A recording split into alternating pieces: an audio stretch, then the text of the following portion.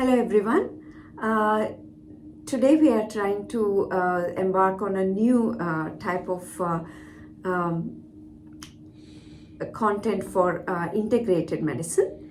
The purpose of this video is for students of homeopathy or medicine, studying medicine, or even practitioners or anyone who is interested in integrated medicine.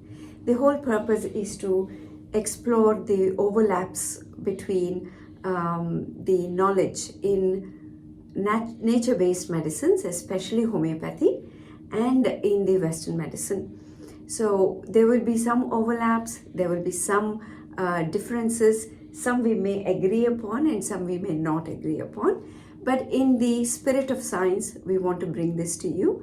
And thank you very much, Dr. Shashidhar Venkatesh and Dr. Navneet Madan for joining me here in Australia. Just to introduce, Dr. Shashidhar Venkatesh is a pathologist, and he is an associate professor in pathology, and is awarded medical education, especially for the online teaching of pathology, which is now universally really admired and awarded. Dr. Navneet Madan is a homeopath practicing in the legendary Ashwini Clinic in Bangalore, and he is now next year is going to be his 50 years of practice, and he's also a professor emeritus at Rajiv Gandhi Medical Health University, and also a professor of surgery in the Bhagwan Buddha Medical College, Homeopathic Medical College. And I am Asha Kiran. I am a homeopath. I am also a medical educator here in Australia. So here's what we'll get started. And it's going to be very informal, and we'll tease out as many concepts as possible which may be useful to you going forward in your practice or your understanding of science behind the practice of medicine. Thank you both, first of all, for joining me. Thank you. It's a very distinguished people here with me, and absolutely stoked and excited that we can bring you both together today. So, Dr. Shashi, first of all, I'll start with you. So, what do we have in the human body is a self-regulatory Yes. unit. So we'll start from there, because I believe that is a point of agreement for all of the practices. So can you comment on how you see that from a pathological lens? The human body is a self-regulating, faces all the challenges in the world, infections, stresses, and toxins. We live among all carcinogens, toxins, infections, and our body handles it very efficiently. It's only when it cannot handle that a disease develops. So we call that uneasiness, dis-ease. And my area, pathology, is studying what is happening in diseases at a clinical level, gross specimen level, and at a microscopic level. And these days, even at molecular level, what are all the changes we see in the diseases. And then the clinicians will talk to students about managing those patients based on those pathological features. So self-regulatory mechanism. Yes. So we are talking more in terms of homeostasis, isn't it? It is homeostasis. Yeah. Homeostasis is combination of anabolism plus catabolism.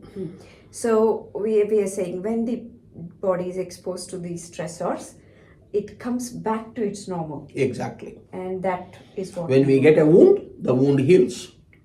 Without any intervention. Without any intervention. Exactly. And it's possible to do that, and that's homeostasis. So Dr. Madan, from a homeopathic point of view, is there anything on a conceptual level that's any different from this, or and any additions that we can have?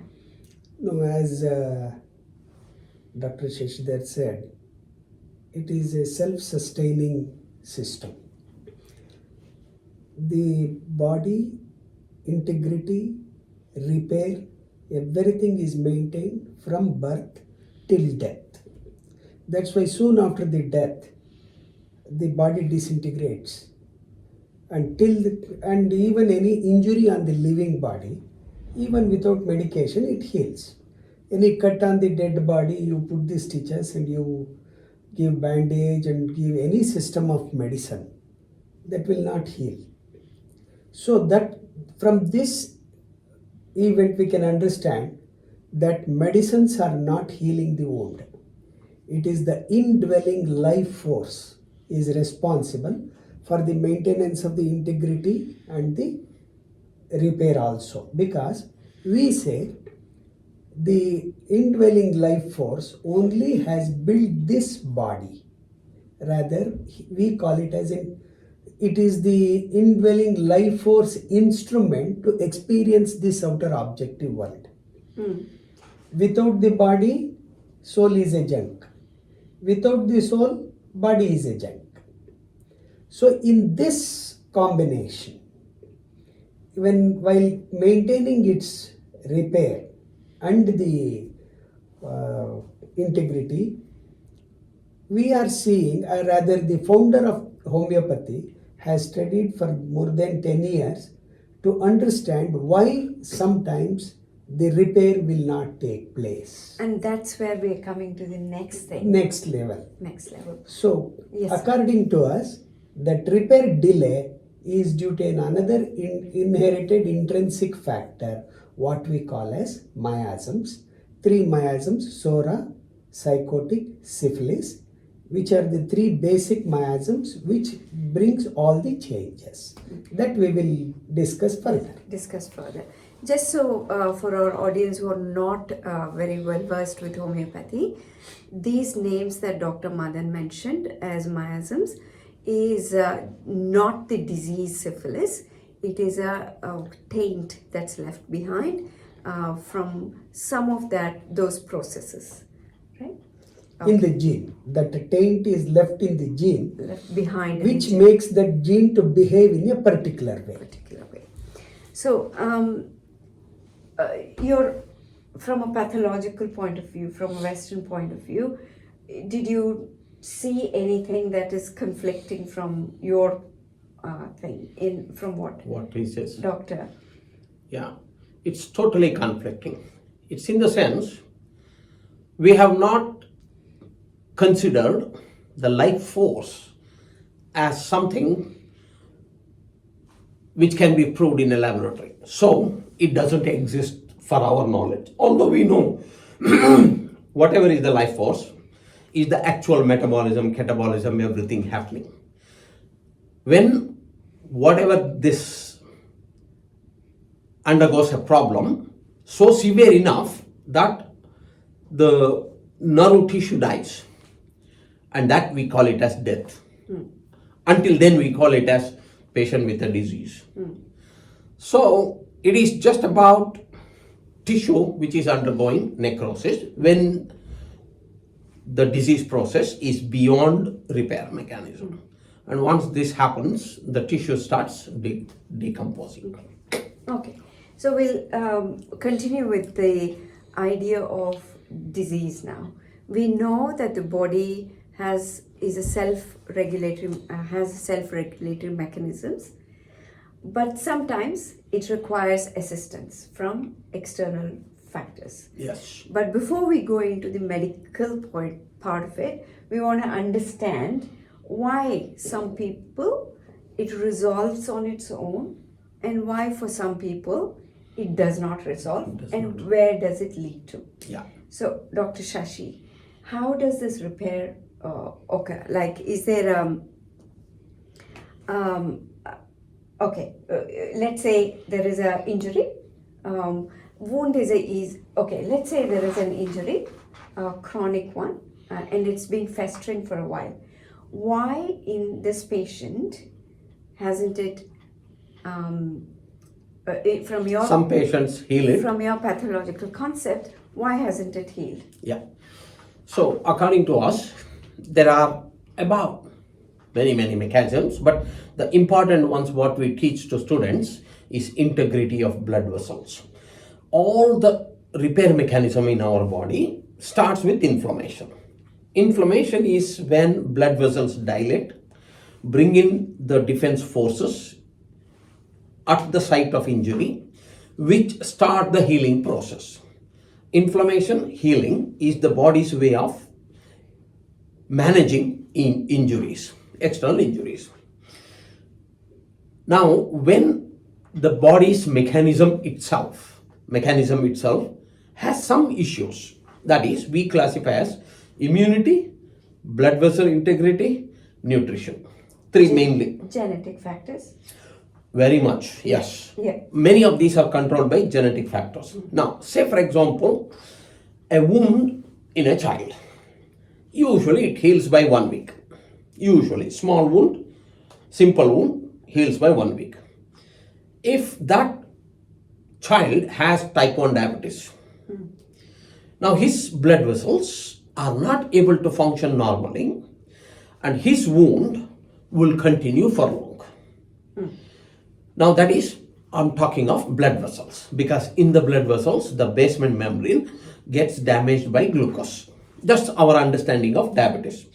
When it is damaged, the blood vessel starts leaking out fluid, proteins, obstructions, and that reduces the blood supply to the site of injury, and that injury will take longer time.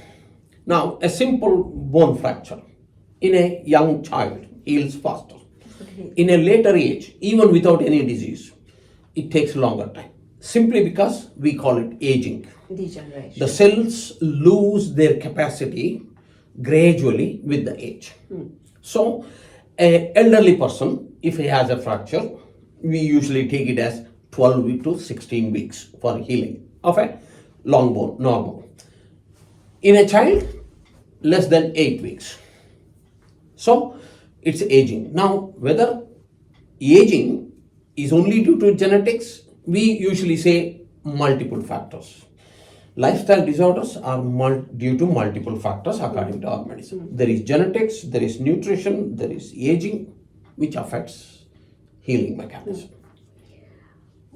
Whatever Dr. Shashi has said is quite accepted even in our Yes. homeopathic. But is there anything additional to that in terms of concepts or frameworks that you want to tell us? Yes. See, let us still study further. Type 1 diabetes has delayed the wound healing. Why type 1 diabetes has developed? There is this intrinsic factor, what we call as a miasm. It is like electricity. When it goes to the fan rotates. When it is go to the bulb, if the bulb burns. Lights, yeah. Because the fan is rotating, bulb is not burning. Behind those two is the electricity. So behind these two conditions is the miasm. When that miasm, whichever place it goes, it makes that disease process or makes the delay. So we tackle at the miasm level. So when the miasm level is tackled, body gets the ability to manage both the diabetes as well as the wound healing. So what you're saying is that when you take a step back from the pathological process, then you're able to modify the coping mechanisms of the body in the first place. We will think still deeper, why it has started. Why even in diabetic patients, we have seen there are many diabetic patients where the wound is healing faster, but not in all the diabetic cases. So those are individual differences. Wherever this miasm goes and attacks, there you get that problem. Okay, there may be a few people who may not understand the concept of miasms as readily. So is it similar to how it is in Ayurveda? Vata, Pitta, and where you group people in different group. groups. One is slow or one is very hyperactive, and is it similar to that? No, actually, what happens? We say they group into a Vata patient, Pitta patient, and Kapha patient. But whereas here, the disease process, soul is maintaining the body. When once one miasm is disturbed, you get suppose let us say Sora miasm, which is an inherited intrinsic factor which are in the energy level. When it affects, it brings only sensation and function levels disturbance, and body can easily take over. When these sensation and functions are treated and suppressed, it progresses, or if it is not treated properly, it progresses to the psychotic function. Okay. Where you will get the pathological changes, it comes to the physical level. First, it is in the sensation and function level, which are in the energy level. Then it progresses to the material level, that is to the body. Okay, so in homeopathy, we are mostly not grouping people according to their personality types. In homeopathy, it is more of disease progression. Disease progress, whether they are in the soric level or in the psychotic level or in the syphilitic. Right. So it's an advancement. How far advancement? It progresses. Yeah. Progressive. Right.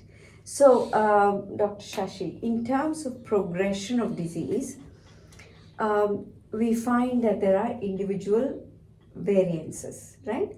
There are few people where the disease very quickly goes from chronic inflammation to tumor and cancers. Yes. In few people, it takes very long time to develop.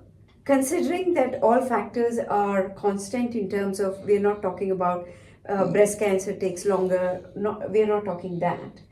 If everything is factored, there are still individual differences, right?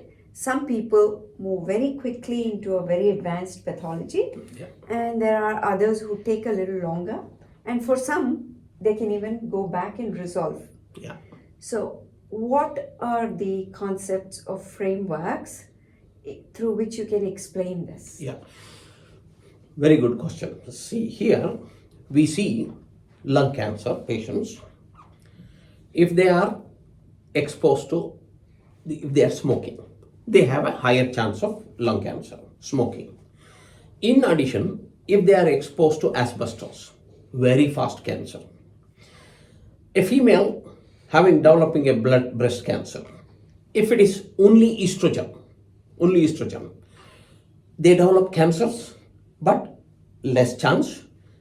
If they are overweight and fat, they fast growing cancers. Now, having said, not all patients are the same. So what we believe is, we still don't know. There are factors more than what we know. Yeah. So what you're saying is that the volume of exposure and the variety of risks exactly, act definitely. And genetics. So that you know about it. But you're still saying that there are, considering all of this, there are still factors that we may not know. Exactly. Which leads to those individual Because variances. in our textbooks, cancer, diabetes, all these are, for example, type 1 diabetes, what he mentioned, it's an autoimmune disease. So that is, patients have developed antibodies to their own beta cells. Now we know about 9 different types of antibodies. Now, one of them, which is present in more than 80% of patients, is HLA-DR3 and DR4. This is a genetic marker, which is present in normal people also, but only about 5% of normal people who don't have diabetes have this genetic marker. Now, just the textbook says, in case of type 1 diabetes, nearly 80% patients have this DR3 marker. So we are saying it is the risk factor. When we say risk factor, there is chance of developing.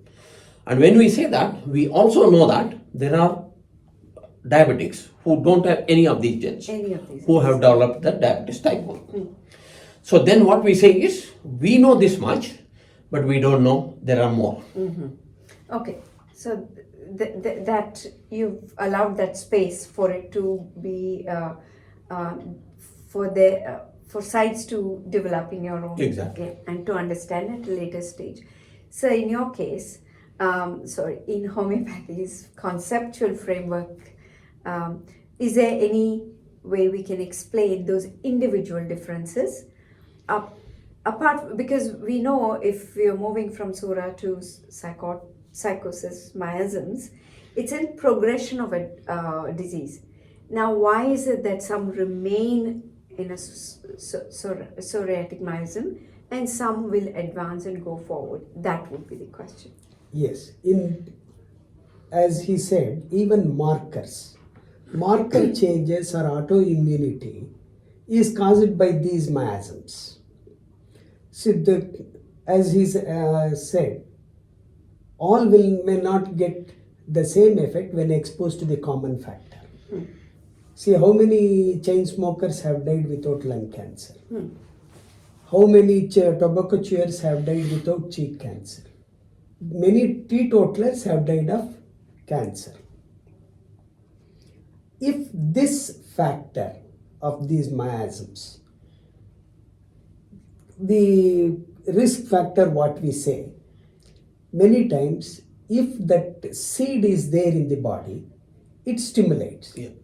You don't get the plant from the manure, you get the plant from the seed.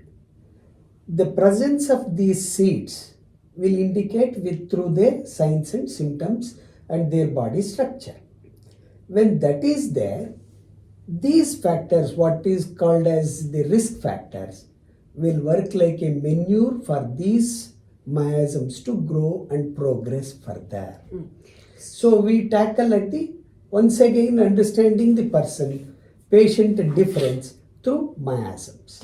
So in homeopathy, when there are individual differences, they would get different medicines. Yes. Right? Yes, each one is unique. Yeah, for the same kind of diagnosis. Yeah. If they show individual variances, we would treat them differently.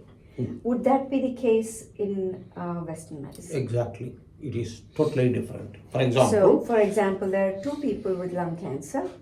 So what we do now is we do the markers. What we have understood about the common markers.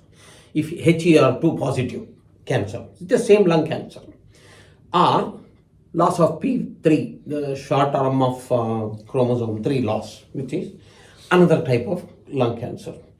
Nowadays, there are more and more new mutations being diagnosed.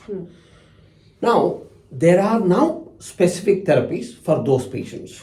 Now, it is increasing the cure rate of cancer. Still, it is not 100%, but nowadays, some of the cancers, for example, leukemias, lymphomas, the blood cancers, 100% cure.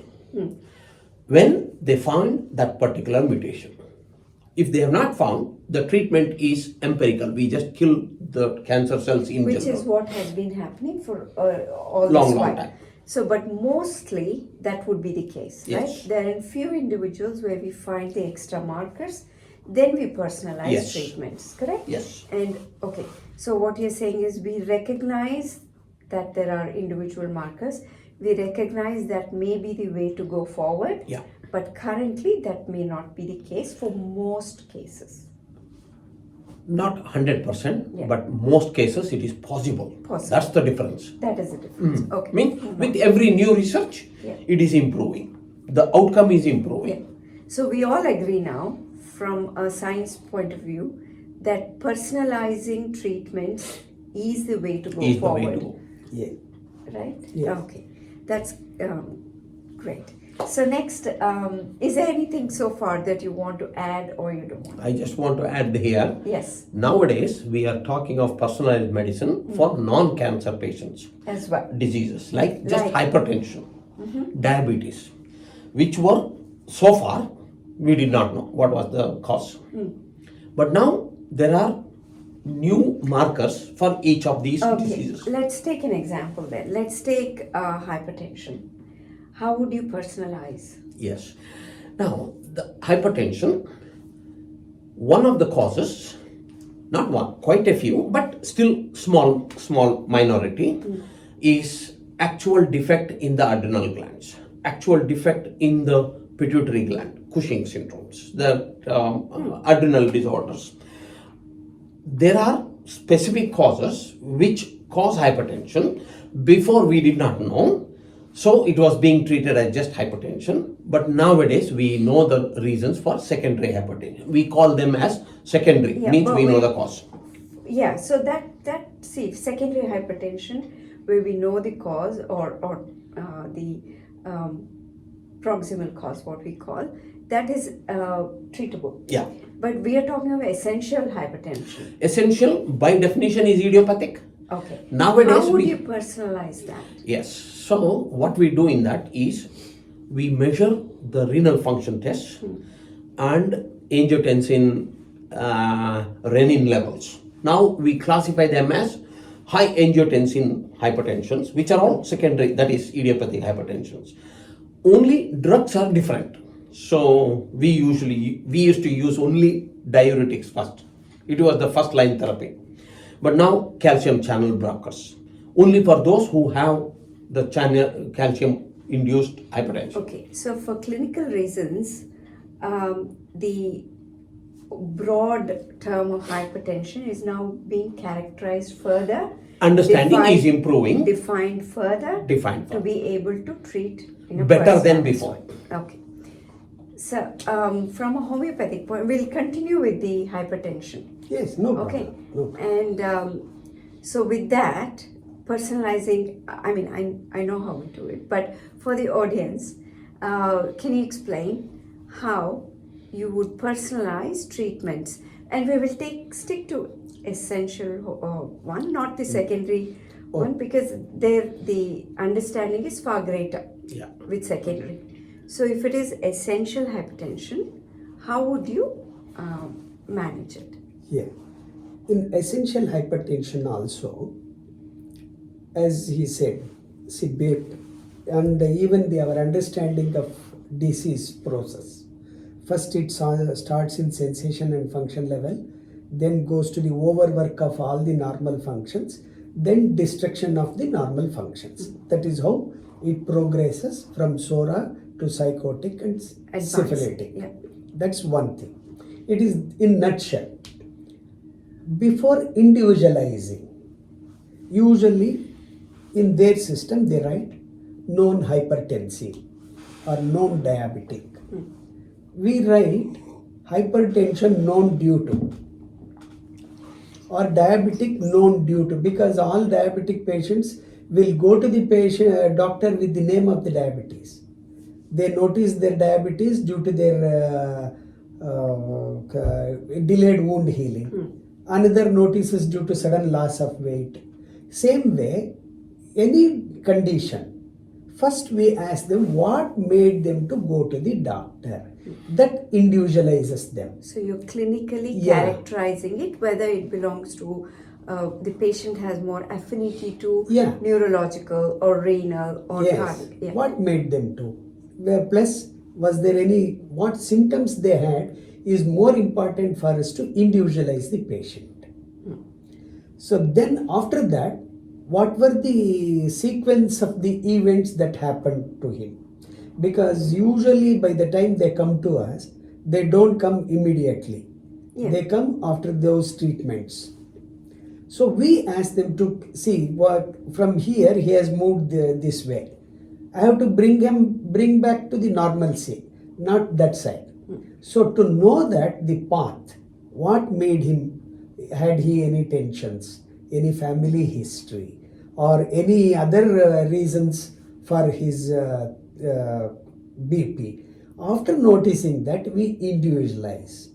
After individualizing, like many times the patients give us the nucleus of their case. So I say what is unique to them. Unique to them. See, when an animal is barking, you say it is dog. You don't say it is cat. Same way, each patient has the nucleus.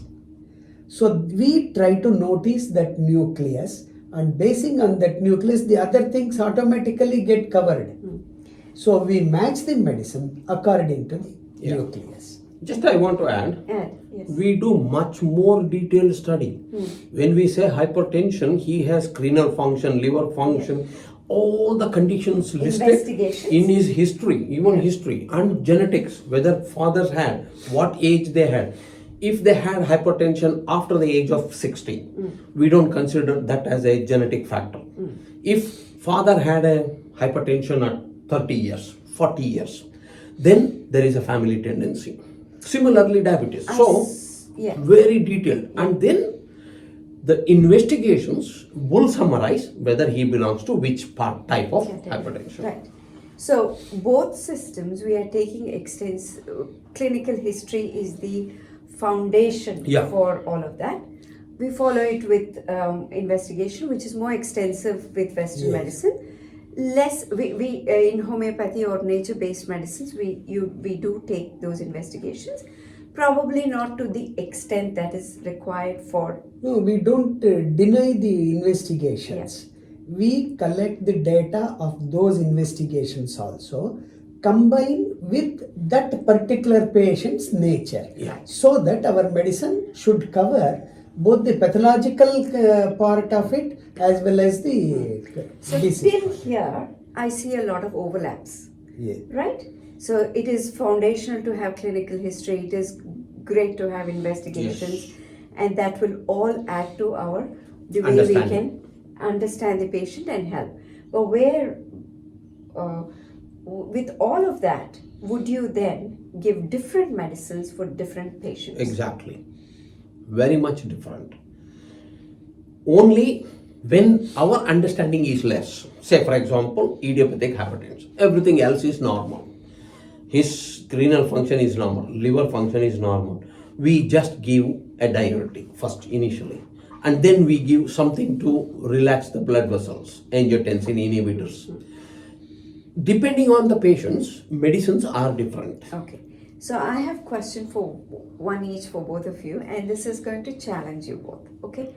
One is, for you, the question would be, if the patient, because homeopathy relies so much on symptoms, my question to you would be, how would you treat a patient with no symptoms of hypertension, asymptomatic presentation, but has been opportunistically diagnosed of hypertension? That is a question to you. And for you, the question would be, if it is an idiopathic hypertension, for example, how would you personalize it? We don't personalize. When it is idiopathic, means when we don't know what was the cause, so we call it essential hypertension. And means he has just hypertension. And then you can't progress. Then we have a list of drugs, from first line drugs, second line drugs, third line drugs. We try them on them. So we give first line drugs first. Simple for diabetes. Now when we diagnose it is type 2 diabetes, not due to any autoantibodies, no autoimmune disease, everything else excluded. His steroid levels are normal. So we just label them as type 2 diabetes. And then you would just start with just follow a metformin. protocol. Yes, There we would have be a protocol, detailed and you protocol. Follow that on each patient. On each pretty patient. much a similar protocol for all of them. All of them. Right. So with yours, where we are saying this is a curveball, but I know you can easily address that. So there is a opportunistically found out that the patient has diabetes. Patient comes to you and says, I have no symptoms, but I've been diagnosed with this. Very high blood sugars. How would you treat without having any symptomatology? Because that would be our foundation for you personalizing the case. Yes. For us, we have no belief in idiopathic, because without a cause there can't be an effect. Yeah.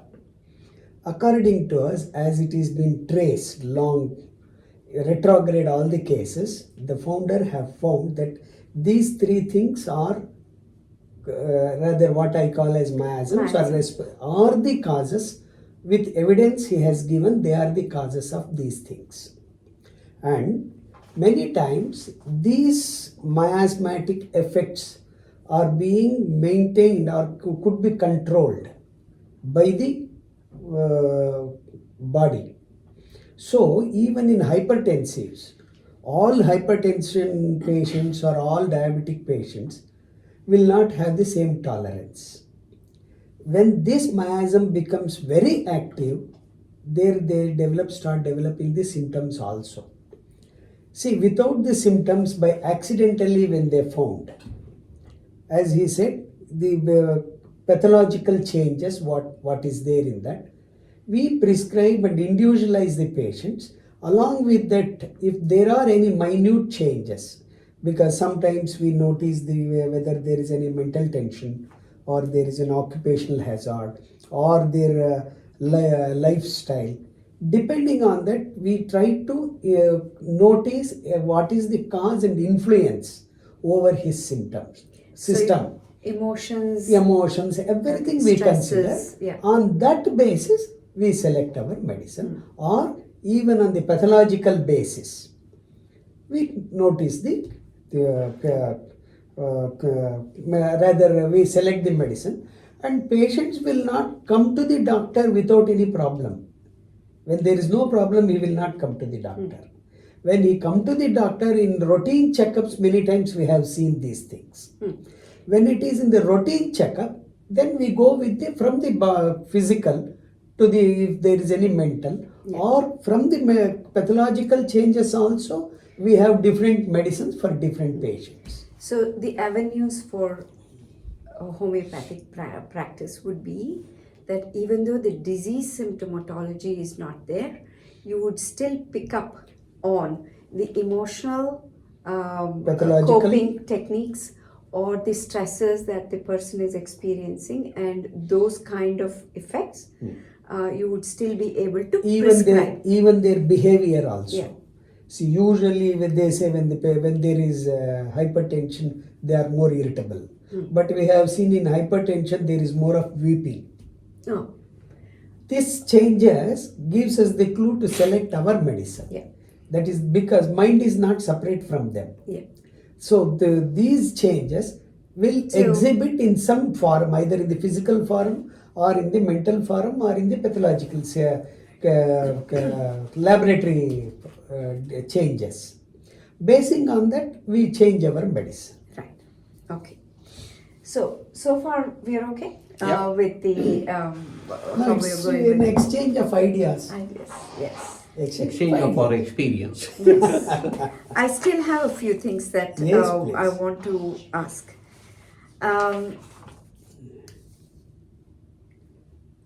There is from a nature-based perspective of homeopathy and some other nature-based therapies, we see the pace of the disease progression. We have a framework for it, and that is in few people it goes very fast, in few people it goes very slow. From a purely pathological perspective, do we have a framework to explain that? Time factor. Yes, Yeah. we don't go by just the symptoms. We go by symptoms only to identify the severity, the stage of the disease and other things.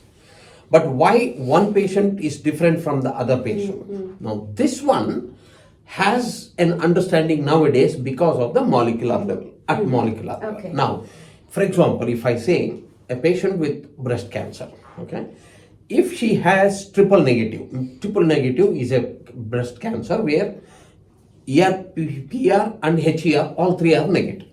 The markers are negative. If we diagnose this patient who had small nodule in her breast, no other symptoms, she just felt a nodule and she came to doctor, and mammogram suggestive of cancer, and the first thing we do is do a biopsy and it is sent for pathology. If it is triple negative, straight away we put her in high risk category. Okay. Because she is going to develop very, very fast cancer. So you are able to say that through markers. Exactly. Right. If the markers suggest that it's a benign tumor, then she just go for simple surgery and no other further treatment. If only ER positive, that means it's a good prognosis breast cancer. How prevalent is the identification of markers in most diseases? Are you It able is to understanding is improving, but not 100%. Yeah. So how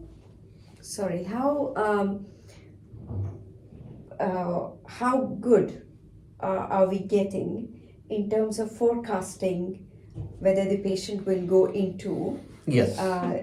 one of the outcomes, it's a body that is self-regulating, it heals itself. Are you going in that direction, or are you going into Yes. chronic inflammation, or you are going into neoplasm? So Very good question. for those outcomes, how good are we getting from a pathology point of view Yes. in Okay. forecasting where the patient would go? That's the answer I'm giving. Liquid biopsy now. It's a new research going on. Liquid biopsy is wherein a patient's blood sample is collected when there is a history of family cancers or family diseases. Any disease, not only cancer. What scientists have found out now is that genetic mutation which would give rise to, say for example, blood cancer is present even before decades of developing the actual cancer. But we don't actually scan everyone for it. That's what I'm saying. If a patient has a family history, father had prostate cancer, somebody else also had prostate cancer, only for such patients, now we can diagnose cancer even before the cancer develops. Okay. But it is still research. Now most of it is coming in blood cancers. Okay. So we are moving in that direction. In that direction. Now, one more thing. Lung cancer in a patient who is smoking. Okay. Now, there are patients, as he said, there are patients who are total smokers, never developed cancer. Okay. So now we have found out that loss of chromosome 3 short arm, 3p deletion we call.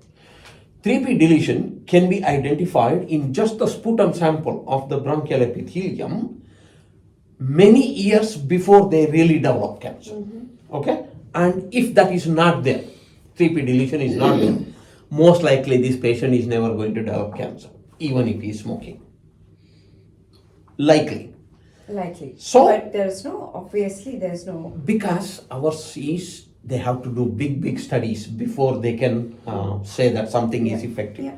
So, these are all in the research papers, not really practiced as such. But we teach that to the students. I know it's the forecasting business is not something that we should really do as clinicians, but still, since I've posed that question to Dr. Shashi, I'll pose that to you as well. From a homeopathic point of view, because we have a fairly good framework of where the patient is at the moment, would you be able to also say what the outcome might be? Yes. See, simple clinical observation. You take, let us say, around 30 to 40 patients with the family history of cancer. And if you study their body nature, everything, many common factors you can find. When let us say 41 patient, 40 after 40 patients, there is a 41, 42 patients are there. If they have those symptoms, can't we predict that they may develop that? That is one thing. And in such conditions, as we have observed in our constitution, the black pigmentation on the temples, presence of red moles, sensitive to mosquito bite, acidity from non-vegetarian and painkillers and antibiotics, all will not develop this. So there are specific things. Yes. That helps us to know. Yes, sensitive to mosquito bite and wild stye, which becomes very violent at the tip of the nose, and disproportionate weakness. They say, see doctor, one ulcer I get, if I get that ulcer, I am unable to get up from the bed itself. For one small ulcer, why should he get such a disproportionate weakness? Okay. These things, this is the common things we observe. It may not be present in all the cancer cases, or In many cases, we have seen even the increased vitamin B12.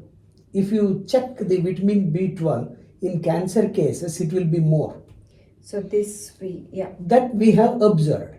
Even in many cases where there was vitamin B12 was more, and after treatment, we have seen these tendencies have come down. And in many cancer cases, when we inquired, they said long back we checked, our vitamin B12 was more. These things give us the clue to assess their chances. As I told you, it is a seed. So seed may sprout or may not sprout.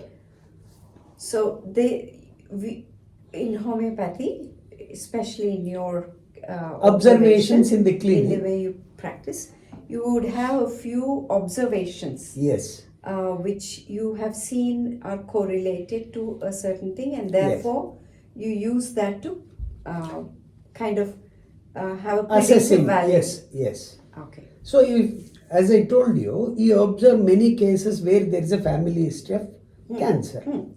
Well, in one case, there was a severe giddiness. When he came, even we had no time even to assess, take the case history, everything, but I could see many red moles on his body. On that basis, we gave the medicine, which we call it as a no-so. Next time when he came, in 2 days, his giddiness, everything was became normal, because before he came to us, he had undergone all MRI, everything. There was no relief for him, except many times he had taken even the what you give, the Vertigon or these things. All those, with those medicines, there was no improvement. On this basis, we have given the medicine. Okay, that's a good example. He improved. Later on, while taking the case history, we came to know that his father died of brain tumor. Right. So, if he is allowed further, even he would have developed into some tumor in the body. That's an assessment you would make. Yes. Okay. See, so, like that, many cases. This is only an example. Right. Many cases. Right. So, I think we are doing well here. I'll see if I've got most of what I wanted to ask you.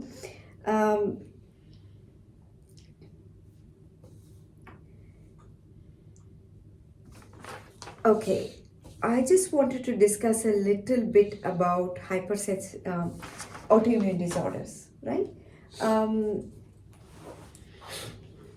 There are two things I want to discuss, and then maybe we can wrap up. One is the autoimmune disease. Why is it that the body would, we know what the process of autoimmune is. It identifies it wrongly and then it attacks these cells at a cellular level. Do we have an understanding from a pathological point of view why that happens? Okay. Most common autoimmune disorders are against our own cells. So it is a cell-mediated immunity. And what we have seen in these patients is that HLA gene, which is responsible for self-recognition, has undergone mutation. And that mutation means damage in the DNA, which is transferred from parents, puts the child at risk of developing autoimmune disorders. That is one, genetic, where family history is there. Now there is a hygiene theory. Hygiene theory says that over hygiene during childhood, the body is undergoing, that is bone marrow and thymus are recognizing actively all what is self and what is not self. They are trying to learn. And at this time, it's just a theory, So that is when in the Western countries where autoimmune diseases are more, and in developing countries where autoimmune diseases are less, but still there. The theory is, in the Western countries, they are not exposed to as many antigens as in a developing country.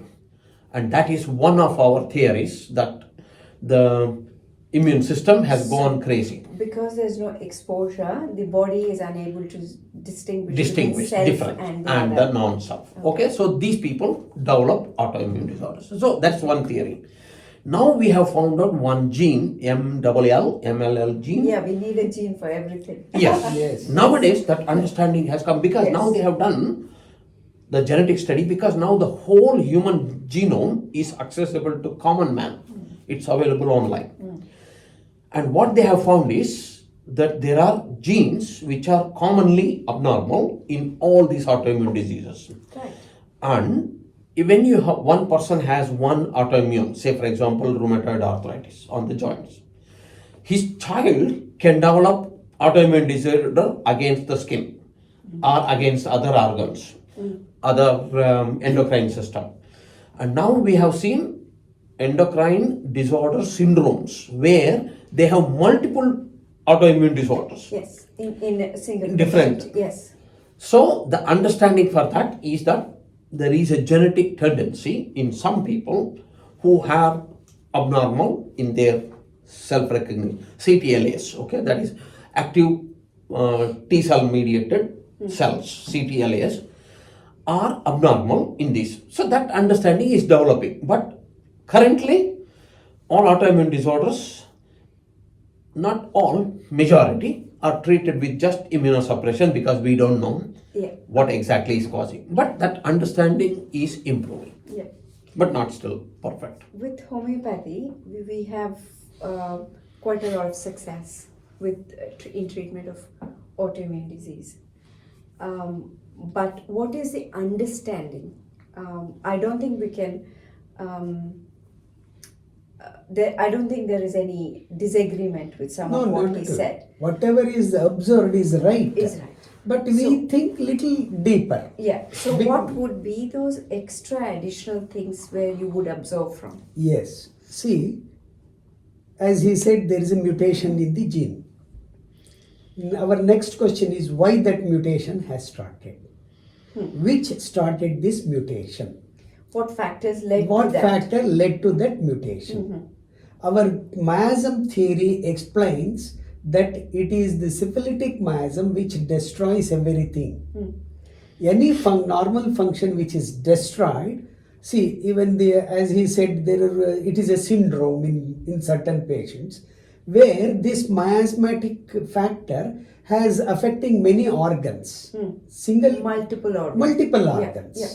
When that factor is removed, whatever the multiple organs are affected, soul has the capacity to repair it. Yeah, so Because self-regulatory mechanisms self-regulatory comes up. function of the indwelling life force will improve. So are So, 1 minute. That indwelling life force only has built this body. It knows its repair. So for that repair, these miasmatic factors disturbs it. So the pathology continues. When that is removed, soul gets the capacity to repair it. It will bring back the thing. That's why in many arthritic patients, rheumatoid arthritis, where they had many times advised to learn to live with that, and even the multiple sclerosis patients, where they had told they lose their limbs and they lose their vision. We have seen they have come back to the normal life. So autoimmunity also, even in many cases of during pregnancy, in anomaly scanning they have found so many anomalies. We have seen after prescribing medicine to eliminate those miasmatic factor, even gynecologists were astonished to see that the very next anomaly scan was normal.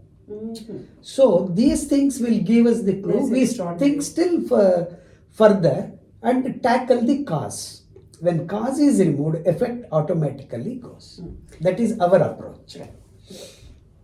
So, with the other important thing I want to come in and talk about is the thing about deficiency and nutritional part. Because this is a very important factor for most clinicians and for most people also, nutrition. Because the existing nutritional value of the ingredients are lesser compared to what our ancestors had. So, with that, even though we eat more, it may be less nutritive.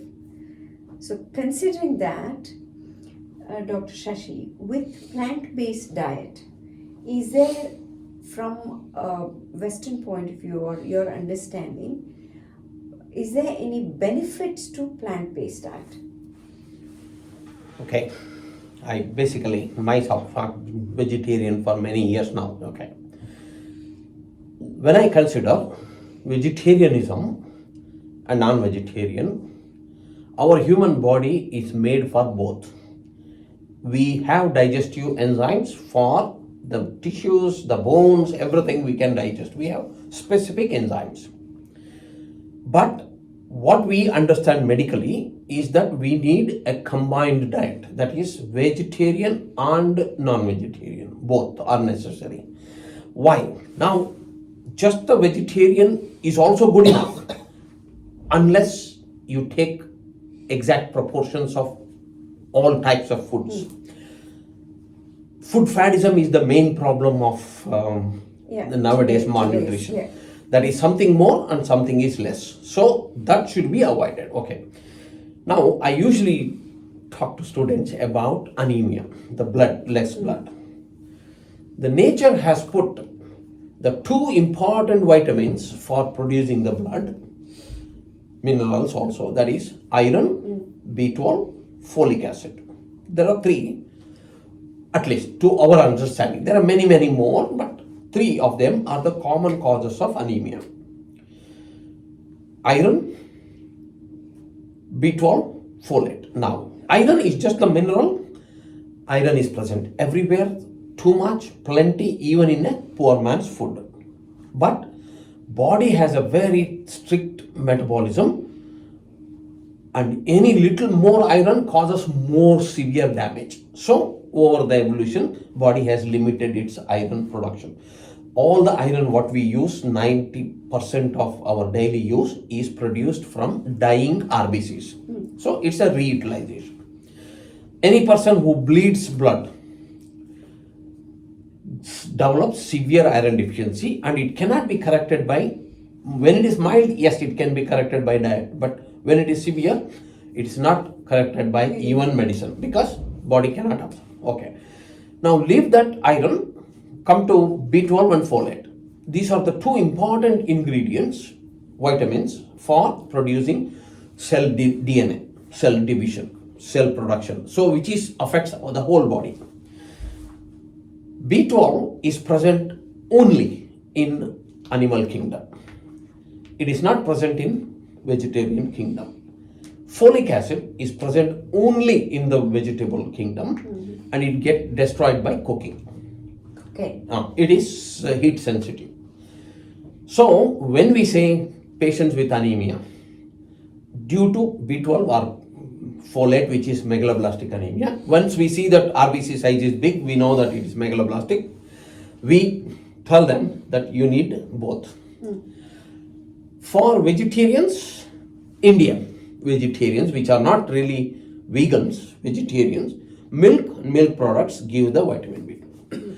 So in short summary, nature for humans is combined diet. Both have its own alone. Yes, they can provide good nutrition. Pure vegans also can provide good nutrition if they take sprouting beans. So it is the balance rather than being called vegetarian or non-vegetarian. Non-vegetarians must take uncooked salads. If they don't take, they will develop folate deficiency. Dr. Madan, with the deficiencies, what would you would use tissue medicines or again symptom-based medicines to be able to add to it, or how would you approach I slightly differ. Okay.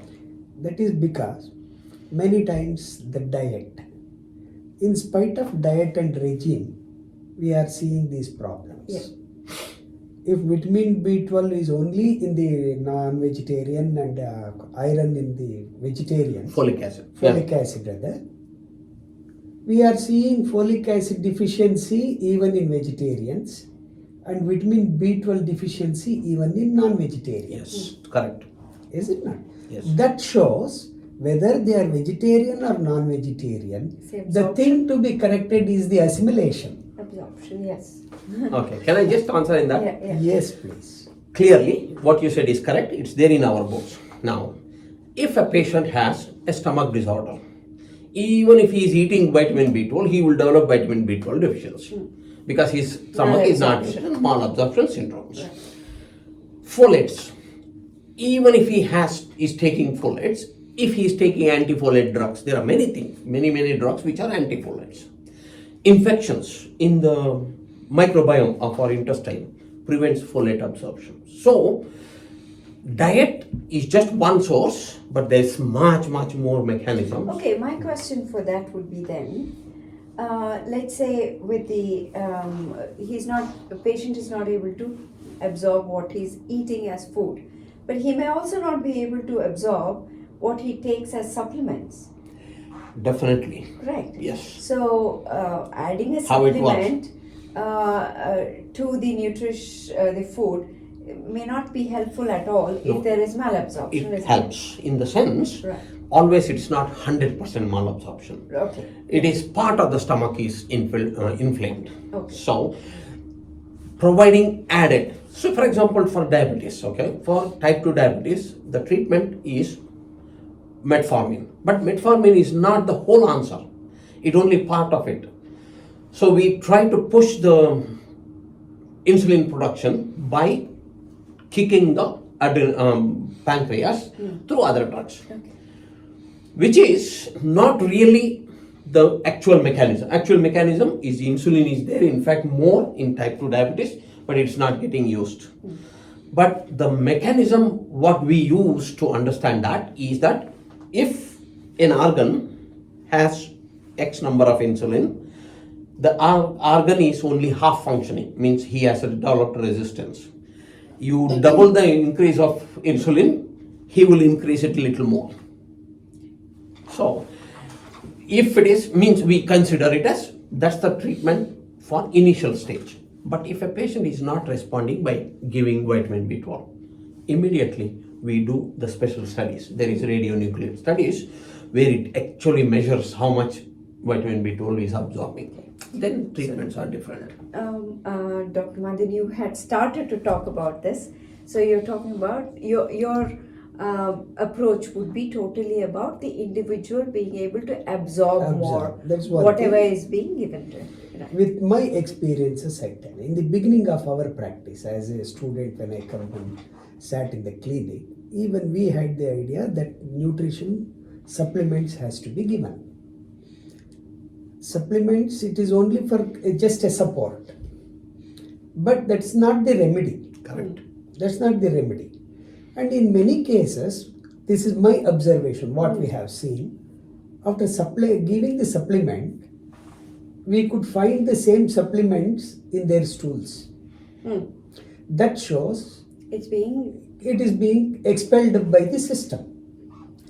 But when our actual assimilation got corrected, even then when the supplement was given, it was going out, and whatever the body was absorbing from the natural food, it was being retained in the body.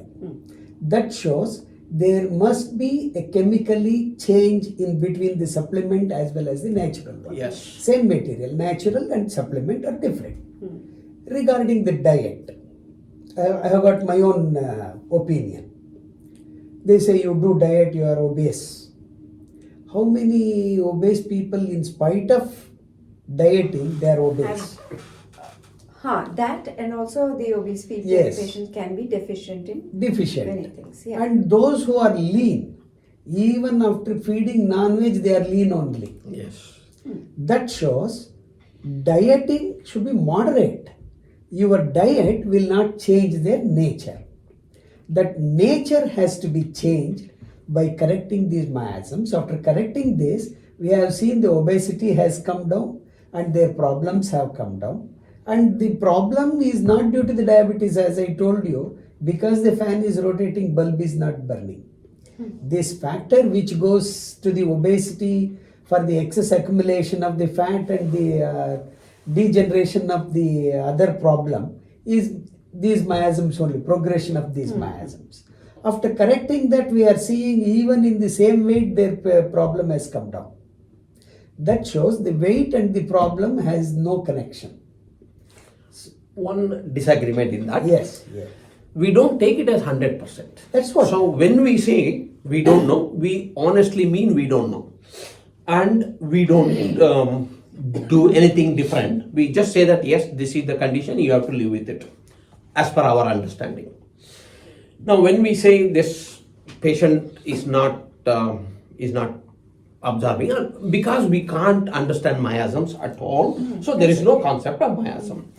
What we need is always some evidence has to be there for the proper treatment to be done. So when we say a patient is not responding to, for example, B12, and as you said, they have means when they take it goes out into the stools, which is our literary research clearly proves that it is no use. No, a good MBBS doctor will prescribe multivitamin. No doctor. It's only those who are non-doctors will prescribe. Or we prescribe when we know that nothing can be done. Patient is aging and I am having osteoporosis, and osteoporosis is still not severe enough to do that. That's a whole new topic We give in itself. Yeah. what we give calcium and vitamin D. Clearly, medicine books write osteoporosis is aging of the osteocytes. It is the aging of the osteocyte, not a deficiency. But if I say that to the patient, he will be more unhappy. So give him, you take vitamin D and calcium, your bones will become strong. That's not very It evidence-based, is is it? Clearly written in the books. Support. Yes, yes. It is It's a mental support. support for them. Yes, yes. It's a mental. But we support tell for them, that is, I understand. when we teach, with we tell them osteoporosis. if there is a deficiency, which is not really the common case, Yeah. just the rare cases. So that's a completely different topic in itself. It's a very big topic. Big topic, So yes. let's not go into that. I think I've covered quite a lot today. I hope learners would get quite a lot, and this is a very interesting topic. Is there anything that you want to say as a conclusion? Now, if your audience ask any particular question, then we can answer Yes. from our perspective. That's something I will be telling Yes. them to write in your comments when you see this video. Please write in the comment what your questions are and what you felt right about this, so we can do more of these, right, sir? Okay, Dr. Shashi, any conclusion statements from you for doctors, for practitioners, for student medicos? Yes. Any? Yes. Okay. Madan is my classmate. Even before we were medical we joined students. medicine. Yes. So we are, and we always fight about our approach to treatment. Not a fight, it is an exchange of ideas. That's a fighting. Okay. I respect his experience. I respect his opinion. And my wife, she gets magical cure with homeopathic medicine. And it doesn't work for me. So to me, I have put my whole life into Western medicine. I go by evidence. I go by laboratory. And of course, our knowledge is not complete. I always tell, when we say idiopathic, only to my students, not to the patients, just think that I'm an idiot, I don't know. So only for the patient, you just say idiopathic. So it's so complex that patient won't understand. So yes, we don't know many things, but our knowledge is improving dramatically, particularly with personalized medicine. Nowadays, both cancers and diseases are personalized. Okay. What is the advice to people? Yes. Try allopathy, Western medicine. But if you have faith in traditional medicine, please go for it. Because as I have seen, many people have got magical cures. So, Thank you for that. freedom, democracy. Dr. Madan, any conclusive statements? And definitely we can give that in many cases where the patients were hopeless, though we can't assure 100% cure, and we have seen their quality of life. See, no one can stop death. When it comes, it comes. But we have seen, till at least in aged people or in suffering, definitely we have seen there is a much progress and prognosis are much better. Where they are, when they are come to us with hopeless, we have seen they got the hope even in many degenerations and even in autoimmune conditions and all other conditions. We have seen definitely there is a positive improvement. Thank you, sir. I hope you all enjoyed this session.